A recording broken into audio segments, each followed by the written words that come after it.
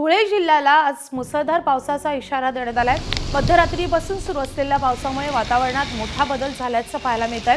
मुसळधार पावसाचा इशारा हवामान विभागानं दिल्यानंतर जिल्हा प्रशासनाच्या वतीनं शाळा महाविद्यालयांना आज सुट्टी जाहीर करण्यात आली आहे। दरम्यान जिल्ह्यात होत असलेल्या मुसळधार पावसामुळे जलप्रकल्पांमधील जलसाठा वाढण्यास मदत होणार असून यामुळे शेतकऱ्यांसह सर्वसामान्य नागरिकांची चिंता मिटणार आहे।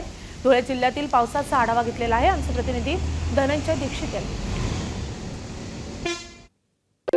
धुळे शहरासह जिल्ह्याला आज अतिवृष्टीचा इशारा हवामान विभागाने दिला आहे आणि मुसळधार पावसाला मध्यरात्रीपासून सुरुवात झाली आहे।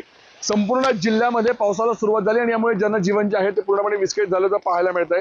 शहराच्या विविध भागामध्ये पाणी साचलेलं आहे आणि यामुळे याचा त्रास जो आहे तो नागरिकांना सहन करावा लागतो आहे। गेल्या काही दिवसांपूर्वी एबीपी माझाच्या माध्यमातून शहरातील खड्ड्यांची बातमी देखील आपण प्रसारित केली होती। या खड्ड्यांमुळे आता ह्या पावसामुळे या खड्ड्यांचा त्रास जो आहे तो सर्वसामान्य नागरिकांचा अधिक वाढल्याचं पाहायला मिळत आहे। यामुळे शहराच्या विविध भागात पाणी साचतानाचं चित्र आहे। त्यामुळे सकाळपासून जनजीवन जे आहे ते विस्कळीत झालेलं आहे। तर दुसरीकडे शिरपूर तालुका असेल, साक्री तालुका असेल, या ठिकाणी देखील अतिवृष्टीचा इशारा देण्यात आलाय। त्या ठिकाणी देखील शेतांमध्ये पाणी साचल्याचं चित्र पाहायला मिळतंय। यामुळे खरीप हंगामाची पिकं जी आहेत ती पण धोक्यात आलेली आहेत।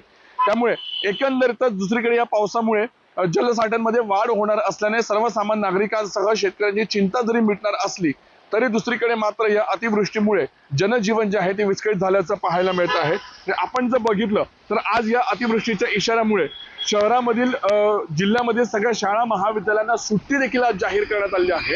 त्यामुळे एकंदरीतच आजचा हा अतिवृष्टीचा इशारा हा सर्वसामान्य नागरिकांच्या जीवनावर परिणाम करणारा ठरताना पाहायला मिळतोय। धनंजय दीक्षित, एबीपी माझा, धुळे।